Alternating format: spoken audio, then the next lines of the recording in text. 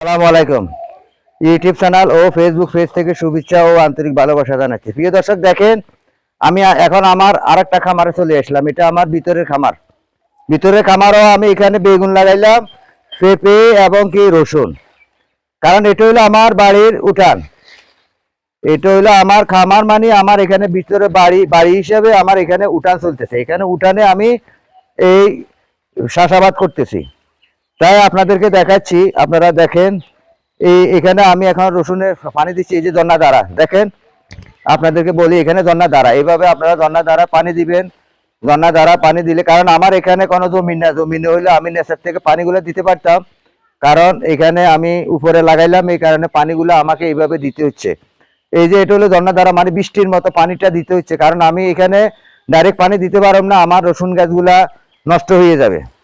রসুন গাছে তেমন জোরে পানি দেওয়া যাবে না। রসুন গাছে পানি দিতে হয় মাটির নিচ থেকে, মানে অনেকে লোল করে কিংবা পানির নিচে দিয়ে লোলের থেকে পানিগুলা টেনে নেয়, রসুনে টেনে নিবে। কিন্তু এখন আমার এখানে সেই সিস্টেম নাই, বিদায় আমি এখানে ঝর্ণা দ্বারা দিচ্ছি। তবে আপনাদের জমিনের বিষয় না, জমিনে সেটা নেচার থেকে পানি দিবেন, আপনারা নেচার থেকে পানি চাইবেন। এখন আমার এখানের জন্য আমি কিন্তু রসুনে পানি দিতে হয়, ঠিক আছে, আমার মতো এরকম না।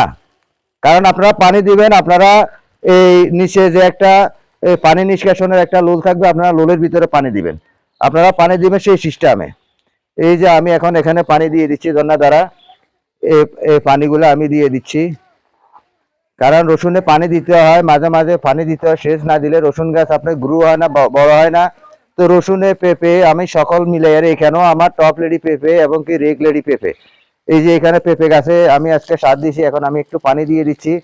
পানি দিচ্ছি যে, কিন্তু আমি পেঁপে গাছে আজকে মাটি দিব না।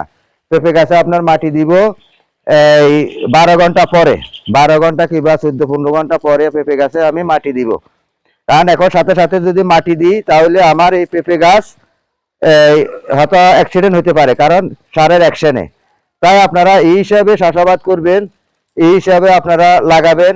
এই যে আপনারা রসুন লাগান, আপনারা পেঁয়াজ লাগান, আপনারা আদা লাগান, আলু লাগান, আপনারা বস্তার ভিতরে চাষ করতে পারেন, আপনারা বিল্ডিং এর ছাদেও চাষ করতে পারেন। যারা শহরবাসী আছেন, আমার মায়েরা বোনেরা, আপনাদের প্রতি আহ্বান জানাচ্ছি, আপনারাও চাষাবাদে আসুন। কারণ আপনাদের বিল্ডিং এর ছাদটা খালি হয়ে রয়েছে, সেখানে আপনারা একটা সবুজে আনয়ন করুন, সবুজ ভাবে সবকিছু লাগান, সবকিছু চাষাবাদ করুন।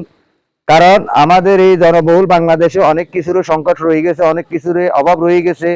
সেই অভাবটা আমাদেরকেও পাইতেছে, কারণ আমাদেরকে বাজারে যাইয়া 1 কেজি আলু 100 থেকে 120 টাকা, 140 টাকা খাইতে, অথচ 2 কেজি চাউল পাওয়া যায়। 1 কেজি আলু পয়সা দিয়ে 2 কেজি চাউল পাওয়া যায়।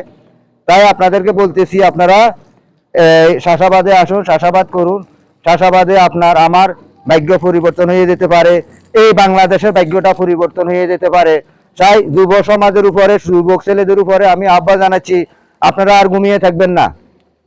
ঘুমানির আর সময় নাই। আপনারা নিজেরাই চাকরি তৈরি করুন, আপনারা নিজেরা চাকরি তৈরি করুন, নিজেদের চাকরি করে নিজেরাই চলুন।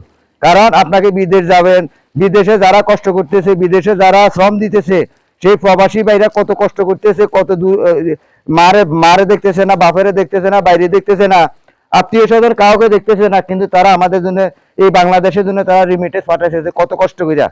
তাই আমি যুব সমাজের প্রতি এবং সকলের প্রতি আমি আহ্বান জানাচ্ছি, আপনারা এই রসুনের চাষ করুন, আপনারা পেঁপে গাছ লাগান এবং কি আপনারা আলু লাগান, পেঁয়াজ লাগান।